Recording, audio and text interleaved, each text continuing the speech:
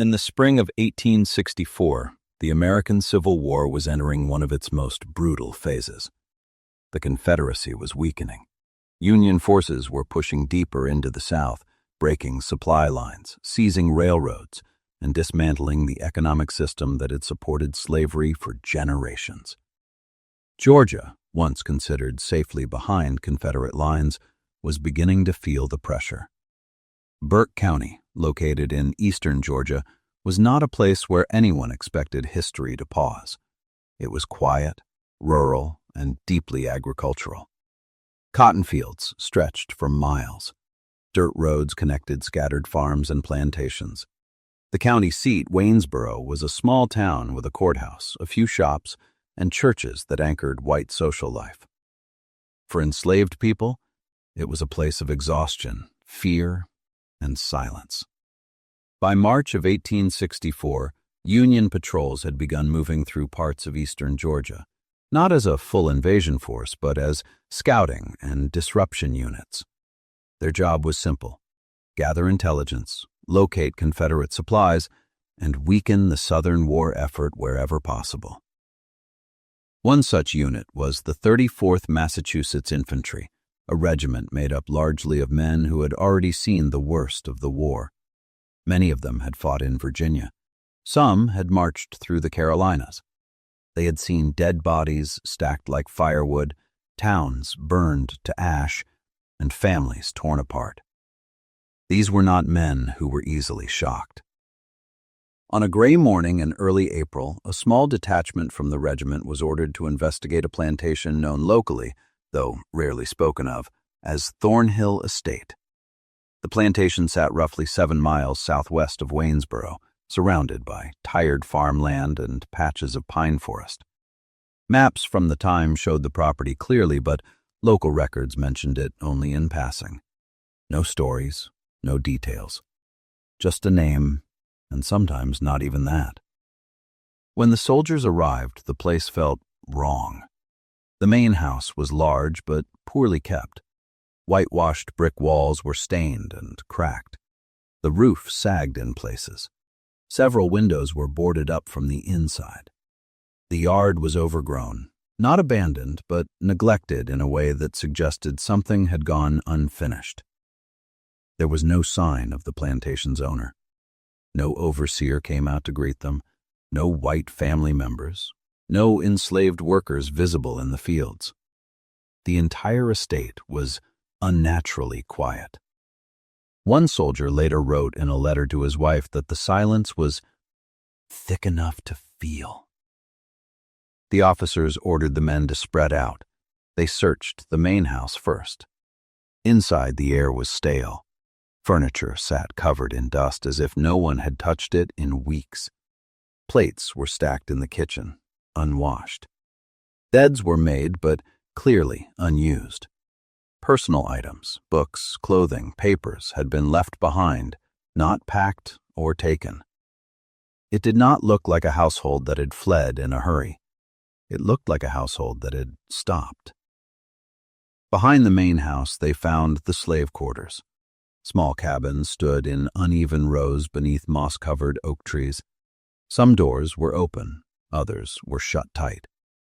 Inside there were signs of recent use: blankets, cooking tools, children's toys carved from wood. But again, no people. That was when one of the soldiers noticed something strange. Behind the main house, partially hidden by brush, was a low structure that did not match the rest of the buildings. It was made of stone rather than wood. It had no windows. The door was reinforced with iron bands. The door was locked. That alone was not unusual.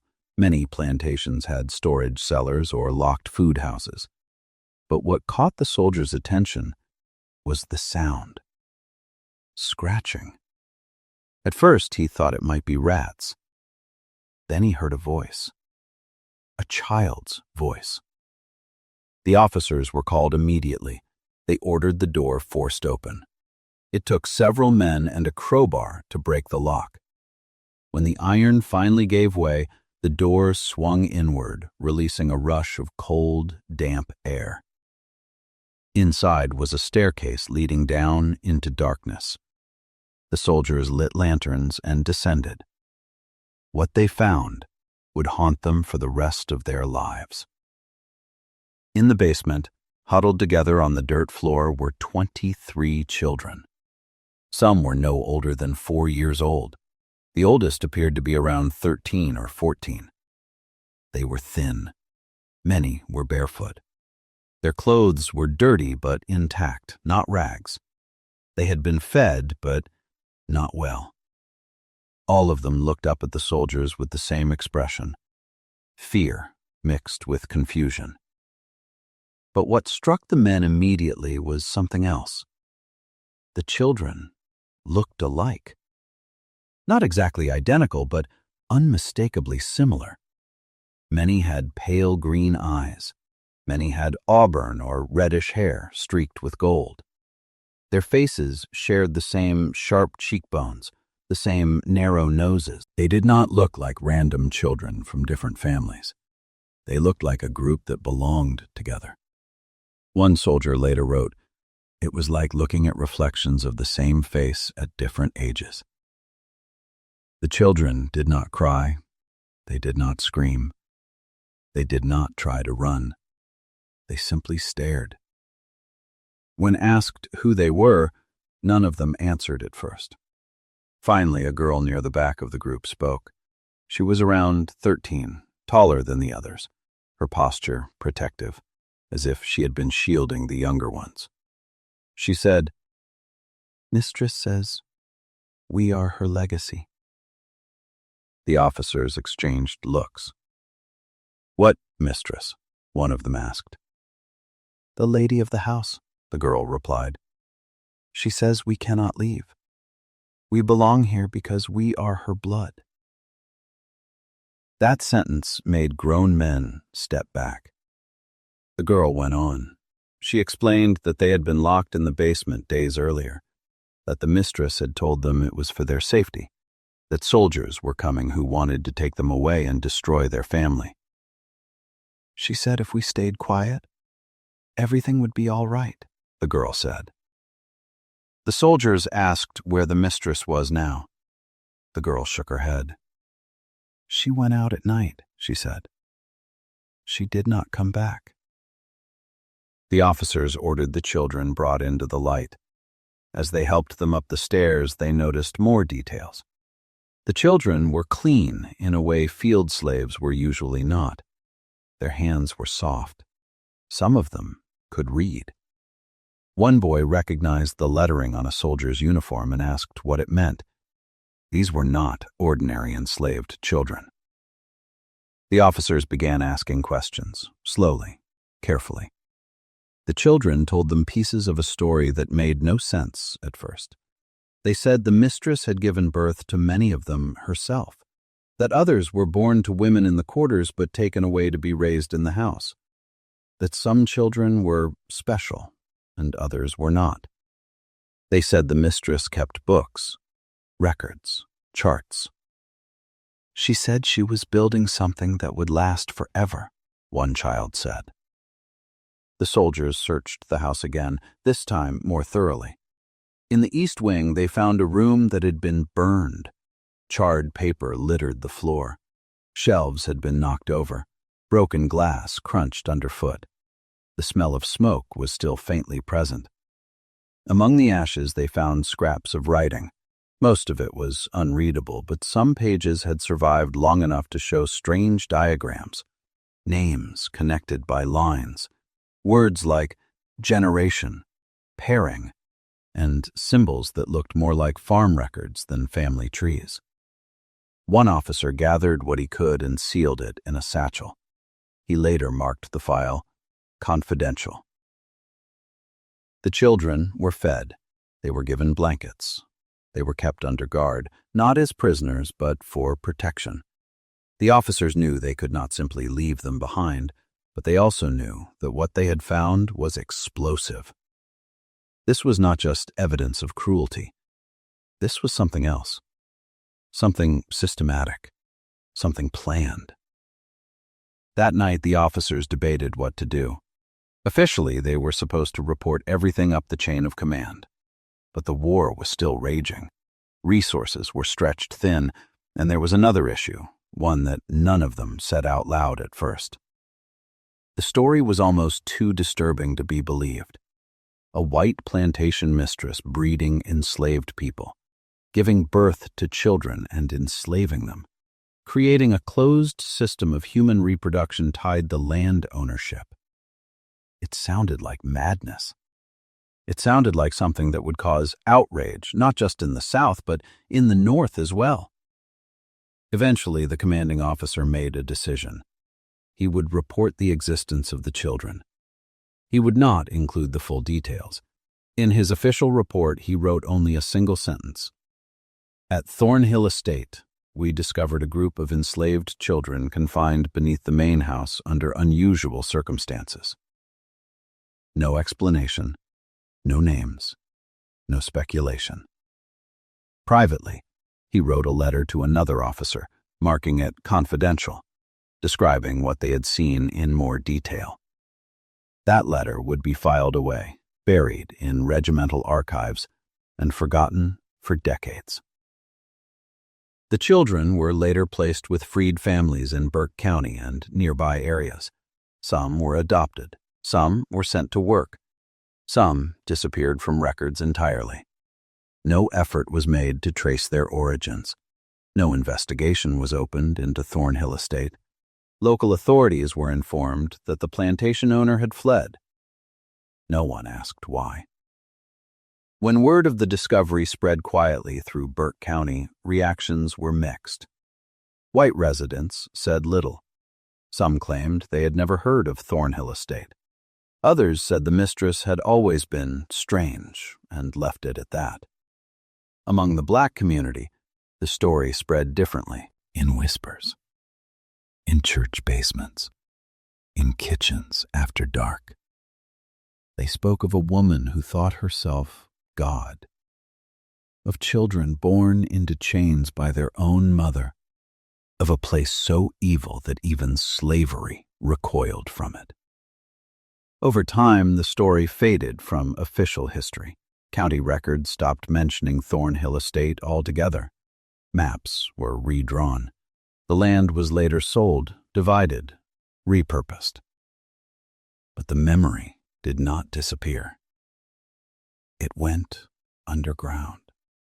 And to understand how such a thing could happen, how one woman could build something so horrific in plain sight, we must go back to the winter of 1847, back to a young widow standing over a dying plantation, back to the moment when desperation turned into design. To understand what happened at Thornhill Estate, you first have to understand Catherine Danforth Thornhill. Not the monster she became, but the woman she was before power, isolation, and desperation reshaped her into something else. Catherine Danforth was born into privilege. Her family lived in Augusta, Georgia, a prosperous river city built on trade, cotton, and slavery. The Danforths were respected merchants, the kind of family whose name appeared regularly in church records, business ledgers, and social invitations. They were not planters themselves, but they financed plantations, insured shipments, and lent money to landowners. From childhood, Catherine was taught order, discipline, and control. She was educated at home by private tutors. She learned to read, write, and keep accounts. She spoke passable French. She learned how to manage servants, host guests, and present herself as a proper Southern lady. But she was not raised to expect independence. Like most women of her class, Catherine's future was decided early. She would marry well. She would manage a household. Her security would come from her husband's land and name. In 1838, when she was 19, Catherine married Jonathan Thornhill, a widower 11 years her senior. Jonathan owned Thornhill Estate in Burke County, inherited from his father. The match was practical. The Danforths gained land ties. Jonathan gained a young, educated wife from a powerful family. The marriage was not a love match. Jonathan Thornhill was charming in public and careless in private. He gambled. He drank more than he should.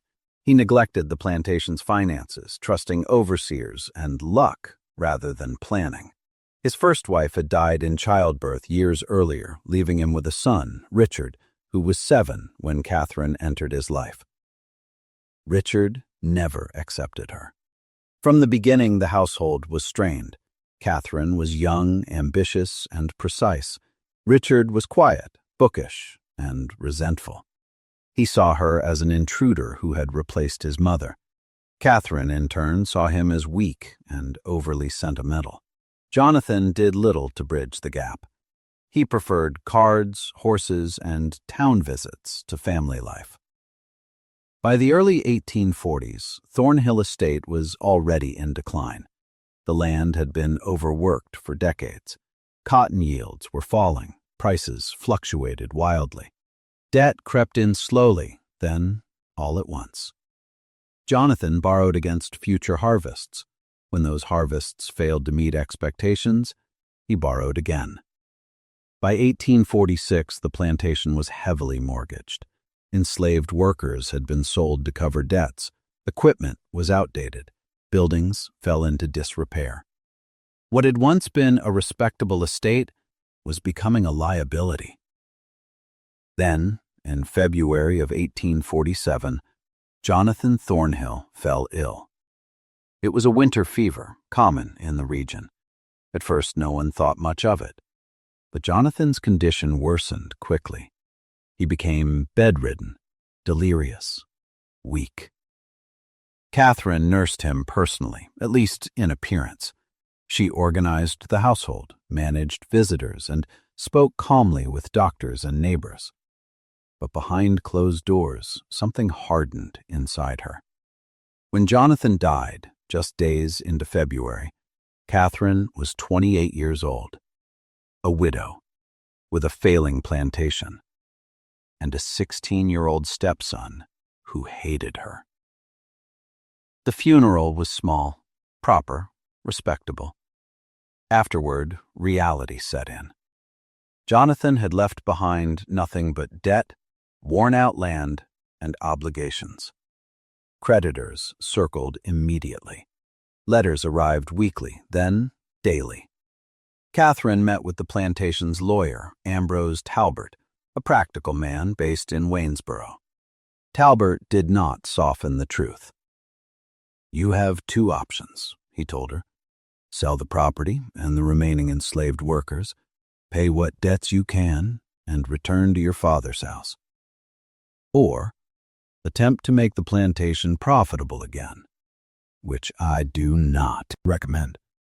Returning to Augusta meant failure. It meant dependence. It meant being whispered about as the widow who couldn't hold on to her husband's estate. Catherine refused. She would not go back. She would not be pitied. She would not surrender Thornhill. But she also knew Talbert was right about one thing. The plantation could not be saved by traditional means. The land was exhausted. Cotton alone would not do it. Buying new enslaved workers was impossible. She had no capital. For weeks, Catherine barely slept.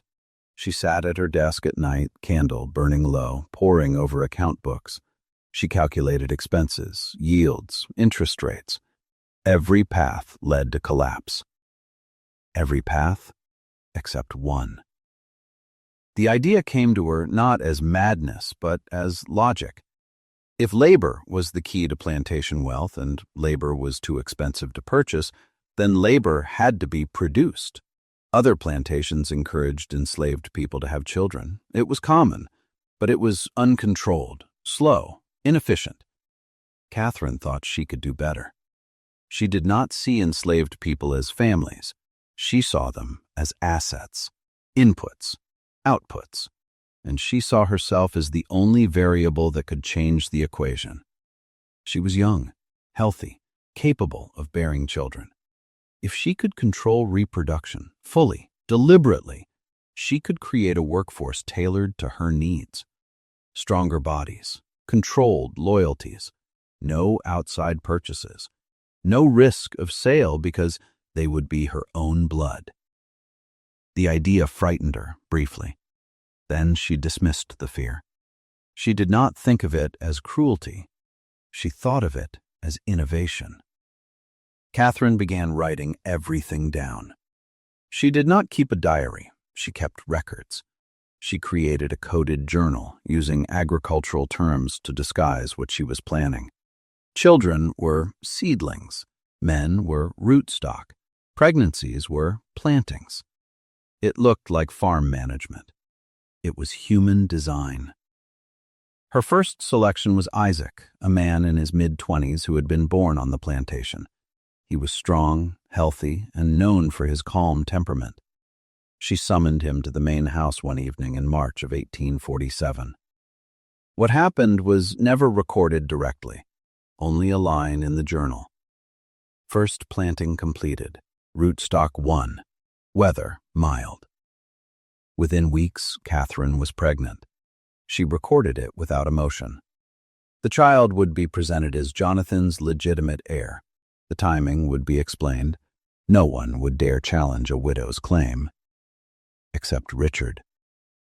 Richard Thornhill noticed the changes immediately. Catherine withdrew from public view. She dismissed servants. She avoided church. Her routines changed. Richard overheard a conversation between Catherine and Miriam Grayson, the local midwife. He understood the truth at once. The child could not be his father's. Jonathan had been too ill.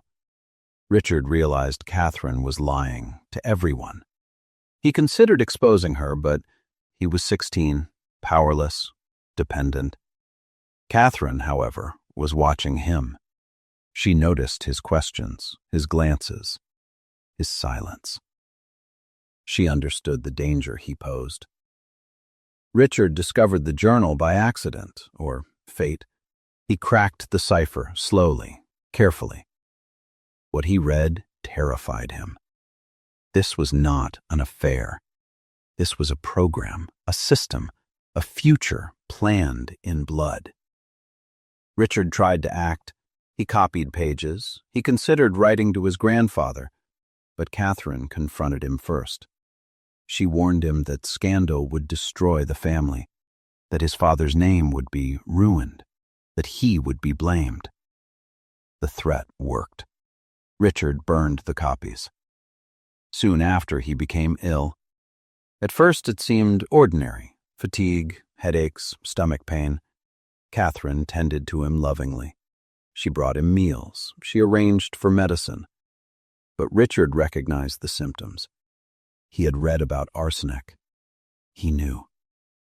By the time he tried to send a letter for help, it was too late. The servant betrayed him. Catherine burned the letter herself. Richard Thornhill died in December of 1847. The doctor wrote, "Consumption." No one questioned it.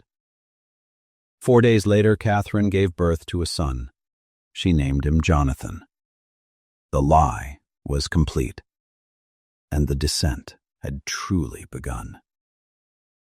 By 1850, Thornhill Estate no longer looked like a plantation in decline. From the outside, it appeared stable, almost successful. Cotton production had increased modestly.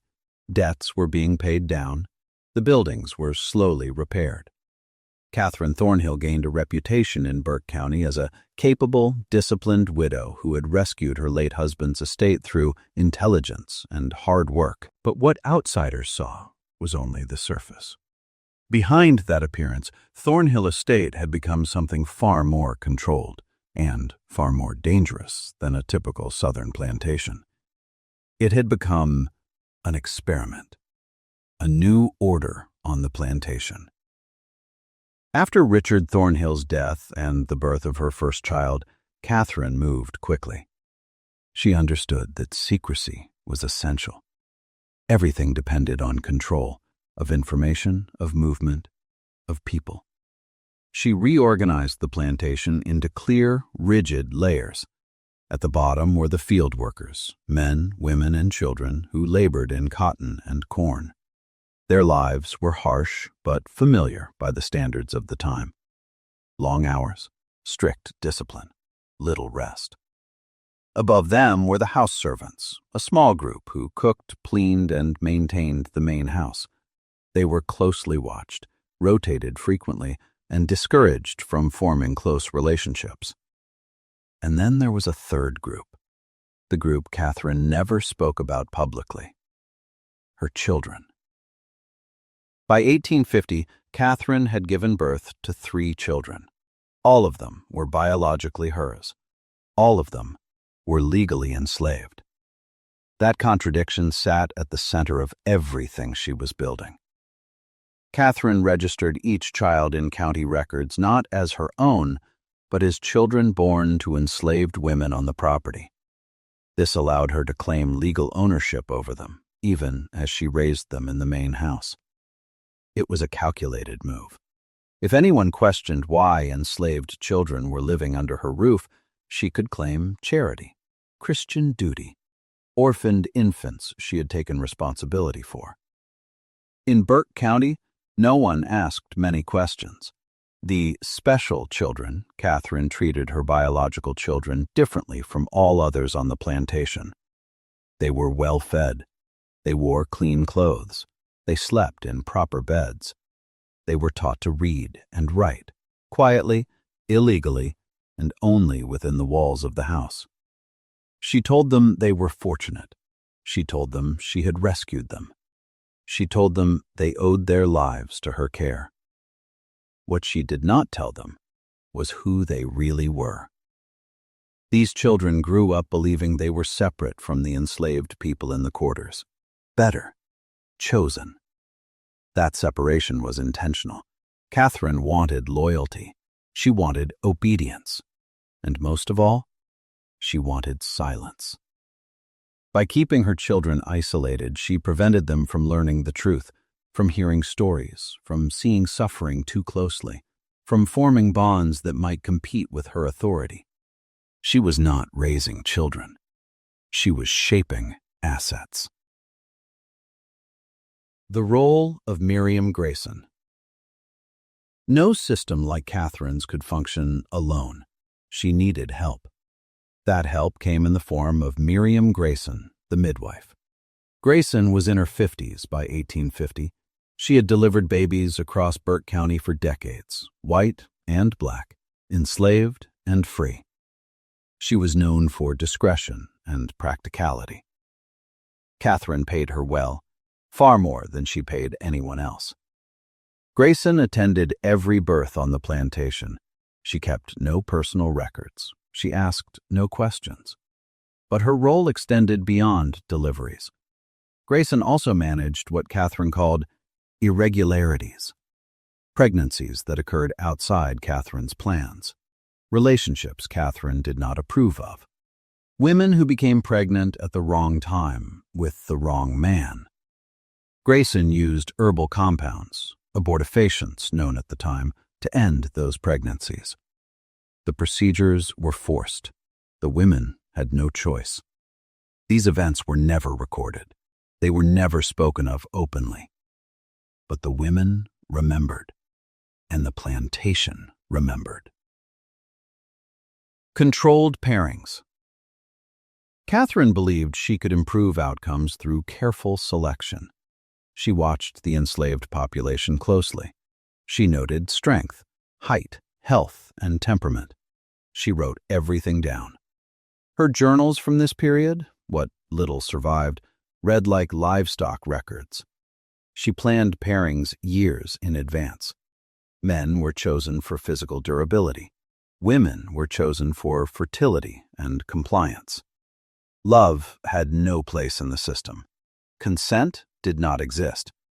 When Catherine ordered a pairing, it happened. Resistance was punished. Not always violently, but always decisively. Threats of sale, separation from children, harsher work assignments. Catherine understood that fear could be as effective as force, forced silence. By the mid-1850s, people on the plantation understood something was deeply wrong. They did not know the full scope of Catherine's plan, but they saw patterns. They saw women forced into pregnancies. They saw others forced to lose them. They saw children taken from the quarters and raised apart. They saw Catherine measuring, observing, recording. They whispered about it at night. But whispers were dangerous. Catherine had informants. Fear kept most people quiet. One woman, Ruth, tried to resist. In 1851, Ruth was 5 months pregnant when Catherine discovered the father was not the man she had selected. Ruth ran. She made it several miles into the forest before being caught. What followed broke her spirit. She survived, but she was never the same. She died 2 years later during a fever outbreak. She was 24. Her name never appeared in any official record. Selling the fathers. Once Catherine no longer needed a man, she removed him. Isaac, the father of her first child, was sold in 1849. The money paid debts. It also removed a complication. Other men followed. Some were sold south. Some disappeared from records entirely. Their children never knew them. And that was by design. Growth of the experiment. By 1856, Catherine had given birth to 10 children. Each had a different biological father. Each was part of her design. The older children were approaching adolescence. Catherine began planning the next phase. She created a room in the east wing of the house. No windows, locked doors. Inside were her journals, charts, and physical records, locks of hair labeled by name and date. She called it her heritage room. To her, it was proof of achievement. To anyone else, it would have been evidence of madness. She drew family trees not based on love or kinship, but on genetic planning. Who would be paired with whom, when, for what result? She was thinking in generations. The children's conditioning. Catherine raised her children to believe obedience was safety. She emphasized order, rules, structure. She discouraged curiosity about their origins. She framed questions as ingratitude. Most of the children accepted this at first. They had no reference point. They had known nothing else. But cracks were forming. The older children noticed things, how they resembled Catherine, how they did not resemble the women listed as their mothers, how they were kept separate. Questions began to form, even if they were not yet spoken. The illusion of success. To the outside world, Catherine Thornhill had succeeded. Thornhill Estate was profitable. The workforce was growing. No purchases were needed. No public scandals emerged. Lawyer Talbot asked no questions. Neighbors admired her discipline. Church leaders praised her charity. No one looked closely. And that, perhaps, was the most disturbing truth of all. This system did not exist in isolation. It existed because the society around it allowed it, because slavery itself had already stripped people of their humanity. Catherine had simply taken that logic further, more systematically, more completely. By 1860, the experiment was fully operational, and it was about to face its first true threat. By the winter of 1861, Catherine Thornhill believed she had achieved what few plantation owners ever did. She had control, not just over land and labor, but over people's futures. Thornhill Estate no longer depended on the market to survive. It did not rely on buying enslaved workers. It did not fear labor shortages. Catherine had built a closed system, one that fed itself, reproduced itself, and obeyed her. But systems built on absolute control are fragile. They look strong until something changes. And something did change. It was called war. The world outside begins to shift.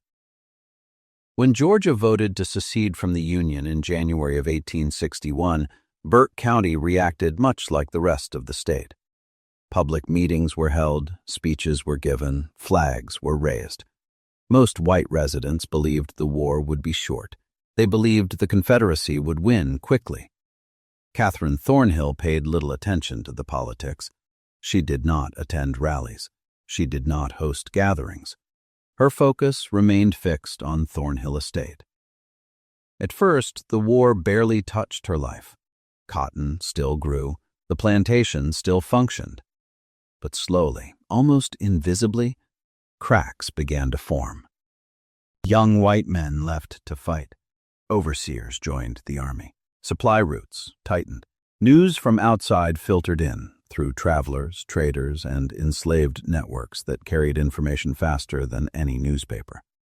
The enslaved people at Thornhill Estate heard whispers of change long before Catherine did. They heard about Union victories. They heard about enslaved people escaping behind Union lines. They heard about a man named Lincoln. Hope, dangerous, quiet hope, began to spread. Loss of the overseer. In 1862, Thornhill Estate lost Virgil Kane, the overseer who had enforced Catherine's rules with cruelty and efficiency. Kane enlisted in the Confederate Army and was killed at the Battle of Shiloh. Catherine replaced him with Silas Kendrick, an older man unfit for military service. Kendrick was not kind, but he was tired. He lacked Kane's brutality. He did not inspire fear in the same way. And fear had been one of Catherine's strongest tools. With Kane gone, discipline weakened. Movement became harder to control. People spoke more freely in the quarters. Catherine noticed. She responded by tightening restrictions. No visitors, no leaving the property, more surveillance. But the tone had changed. Something was slipping from her grasp. The children grow up. By 1863, Catherine's oldest children were no longer children. Jonathan, her firstborn, was 15. Elelonena was 14. Abigail was 13. Margaret was 12. They had grown up inside Catherine's carefully constructed world, isolated from the quarters, taught to obey, taught to believe they were special. But adolescence brought questions Catherine had not anticipated. They noticed how they resembled her. They noticed the way people in the quarters looked at them, with resentment, fear, or sorrow. They noticed that they were legally enslaved, yet lived like free children. The contradictions became harder to ignore. Catherine sensed the shift. She increased her control over them, too. She limited their movement. She emphasized duty and gratitude. She reminded them constantly of how fortunate they were. But gratitude, when demanded, turns into resentment. The journal is discovered. The turning point came in the spring of 1863. Elelonena had always been observant. Catherine had encouraged her intelligence, believing it could be useful later. That confidence became Catherine's mistake. One afternoon, while helping organize papers in the study, Elelonena found one of the journals. It was not locked. It should have been. Elelonena recognized the writing immediately, her mother's careful hand, the same one that had taught her letters years before. The cipher intrigued her. She worked on it secretly. Slowly, patiently. The truth revealed itself line by line. Her conception, her biological father, the language of plantings and rootstock, the future pairings planned for her. Elelonena understood something terrible. She was not protected. She was owned. She confronted Catherine that night. Catherine did not deny it. She did not apologize. She explained. She framed it as necessity, as protection, as survival. She told Elelonena that refusal meant sale, that obedience meant safety. Elena was terrified, but she was not alone. She told Jonathan. Jonathan struggled. He had been shaped more deeply by Catherine's conditioning. He wanted to believe. He wanted the world to remain simple. But once doubt enters, it spreads. Abigail and Margaret learned soon after. The older children now knew, and Catherine knew that they knew. Acceleration of the plan. War made Catherine impatient.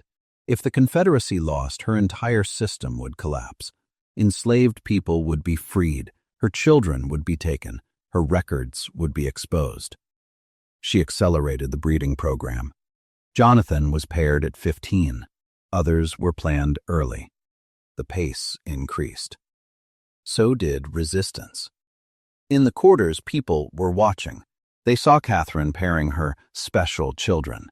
They understood now what she had been preparing for. The fear turned into anger. Anger turned into waiting. Public punishment. In August of 1863, a young woman named Grace tried to escape. She was 17, pregnant, desperate. She was caught. Catherine ordered a public punishment. Everyone was forced to watch. The message was clear. Do not resist. But the effect was the opposite. People saw fear in Catherine's actions. They saw urgency. They understood she was no longer confident, and that realization was powerful. Whispers of resistance. Elena began spending time near the quarters. Carefully, quietly. She listened. She learned about her biological father, about the women who had suffered, about the men who had been sold away. The truth connected her to the people Catherine had tried to separate her from. She was no longer alone. One night a group gathered in the woods.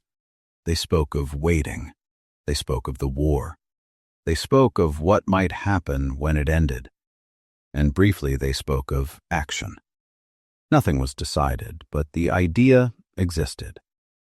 And ideas are dangerous. Catherine's final fear. By early 1864, Confederate soldiers were passing through Burke County. They spoke openly of defeat. Sherman was coming. Union forces were moving south. Catherine listened from her porch, silent, calculating. She knew what freedom would mean, not justice, not peace, erasure. Everything she had built would be undone. Her children would leave her. Her legacy would vanish. She could not allow that.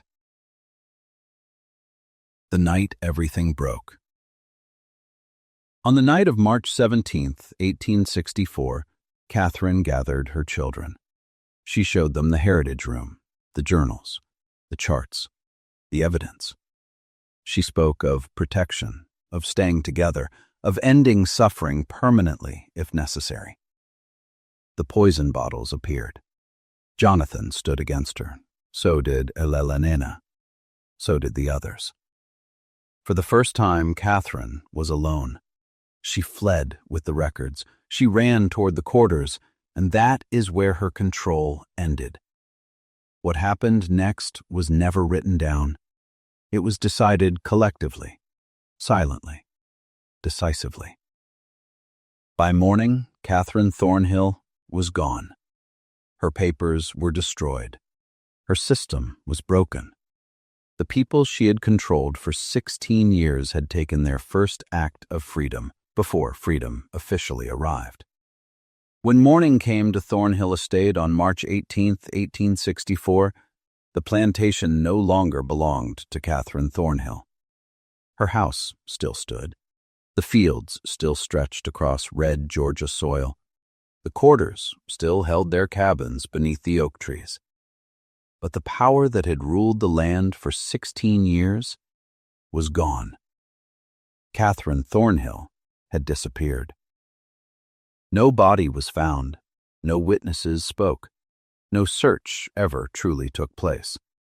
And everyone white and black, enslaved and free, understood exactly why. Old Silas Kendrick, the overseer, reported Catherine's disappearance to the sheriff in Waynesboro 2 days later. He told a simple story. Mrs. Thornhill, fearing the approach of Union forces, had fled the plantation during the night. She had likely taken valuables and escaped toward Augusta or further south. It was a believable explanation. Many plantation owners were doing the same. The sheriff rode out, walked the grounds, asked a few questions, and left. No one from the quarters spoke. Jonathan Thornhill and his siblings said nothing. There was no investigation. In wartime Georgia, a missing plantation mistress barely registered. Catherine Thornhill vanished into silence, the same silence she had forced on others for years. What the community knew. Among the formerly enslaved people at Thornhill Estate, the truth was understood, not discussed, not confessed, but understood. Justice had been delivered in the only form available to people who had never been protected by the law. Catherine had crossed a line even slavery rarely crossed openly. She had turned motherhood into ownership. She had turned blood into chains. And when her power slipped, the people she had harmed ended it. Not in rage, not in chaos, but decisively. Her journals were destroyed, her charts burned, her heritage room reduced to ash, her body removed from history.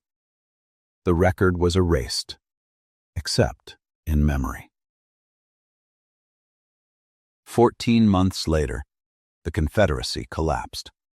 Georgia fell. Slavery ended, not in a single moment, but through confusion, military occupation, and the slow recognition that the old system no longer held. At Thornhill Estate, freedom arrived unevenly. Some people left immediately. They walked away without looking back. Others stayed for a time, uncertain where to go, afraid of the world beyond the plantation. Jonathan Thornhill's legal status was unclear. Under Georgia law, he had been enslaved. Under blood, he was Catherine's heir. Lawyer Ambrose Talbert tried to untangle the problem and failed. Eventually, he stopped trying. The land fell into neglect. No one truly claimed it, the dispersal. Most of the formerly enslaved people left Thornhill within weeks. Families searched for relatives sold away years earlier. Some headed toward Savannah, others toward Augusta. Some simply walked until the land felt different. Hope remained for a time. So did Thomas, Elilana's biological father. For the first time, he could speak to his daughter openly. They had one conversation. It was quiet, brief. Then they never spoke of Catherine again. Some wounds do not heal by reopening. After Thornhill. Elilana stayed until 1867. She learned how to live without orders, without constant fear, without her mother's voice shaping every decision. Freedom was harder than she expected. She carried guilt, confusion, anger. She eventually moved to Savannah, where no one knew her name. She worked as a seamstress. She married. She never had children. When she died in 1903, her obituary mentioned nothing of Thornhill Estate. Jonathan stayed longer. He tried to farm the land with paid labor, but the soil was exhausted. The reputation followed him. People avoided the place. By 1869, he left Georgia. He drifted west. He died in Texas in 1891. Among his belongings was a notebook. Inside, the same sentence written again and again. I did not choose this. The land decays. Thornhill Estate collapsed quickly. The main house partially burned in 1871. No one rebuilt it. The land was seized for unpaid taxes in 1878, sold, divided, cleared. No historical marker was placed, no plaque, no memory preserved officially. In 1871, a well was discovered on former Thornhill land. Inside it, 30 feet down, was a skeleton. A woman, 30 to 40 years old, blunt force trauma to the skull. A corroded locket lay beside the remains. Inside were 2 miniature portraits, a man, a boy. The coroner listed the remains as unknown female. She was buried in an unmarked grave. But the black community in Burke County knew, and they remembered. Buried records. In 1923, a historian found a letter in the courthouse basement, written by a Union officer. It mentioned Thornhill Estate, breeding experiments, children, justice well-deserved. The letter was filed away again. In 1954, a graduate student found it. She tried to verify the story. Most people said nothing. One elderly woman said only, "Some things happened that needed to happen." The children in the basement. The final mystery remained the 23 children found in 1864. They were freed, placed with families, then lost to records. Some survived. Some had children. Some live today, unknowingly carrying the legacy Catherine tried to control. Green eyes, auburn hair, sharp cheekbones. A history they will never know. The meaning of Thornhill. Thornhill Estate matters not because it was unique, but because it was possible. It existed because slavery allowed it, because power went unchecked, because society looked away. Catherine Thornhill believed she was building a legacy. Instead, she was erased. The people she tried to control survived her. They chose silence not out of fear, but out of ownership of their own story. And that, perhaps, was the final act of freedom. The past is never just the past. Some truths are buried. Others wait. And Thornhill Estate still waits. The story of Thornhill Estate is not just the story of one woman. It is not just the story of Catherine Thornhill. It is the story of what happens when absolute power meets absolute silence. For 16 years, Catherine Thornhill controlled every part of life on her plantation. She controlled who worked. She controlled who loved. She controlled who gave birth, who did not, and who belonged to whom. She even controlled the truth itself, hiding her actions behind journals, codes, and locked doors. And she was able to do all of it because the system around her allowed it. Slavery did not simply permit cruelty, it rewarded it. It gave people like Catherine legal ownership over human beings and then stepped back, refusing to ask how that power was used. Thornhill Estate was not an accident. It was a logical outcome of a society that treated people as property. Catherine believed she was being practical. She believed she was being intelligent. She believed she was solving a problem. In her mind, she was not a villain.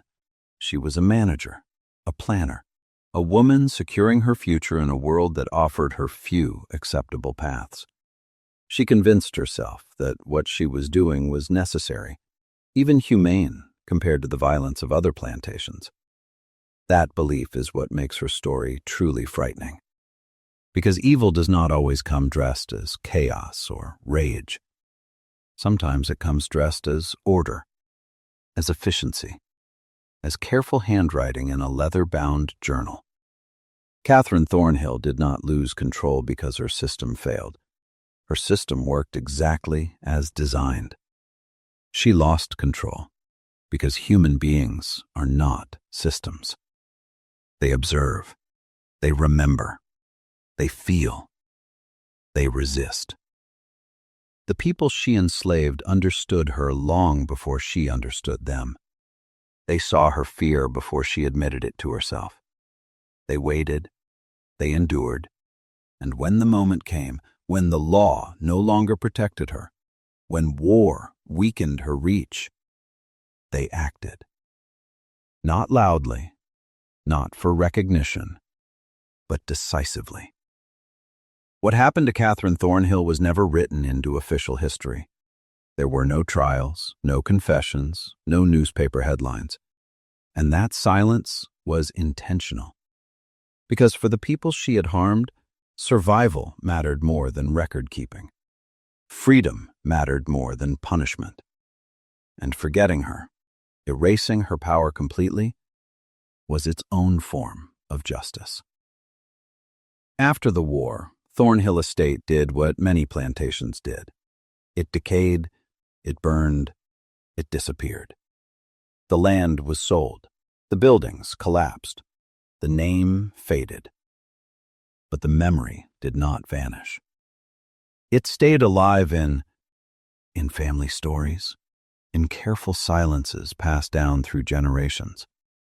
It stayed alive because it carried a warning that systems built on domination always demand more cruelty to sustain themselves, that people denied their humanity will still claim it when given even the smallest chance, that power without accountability always ends the same way.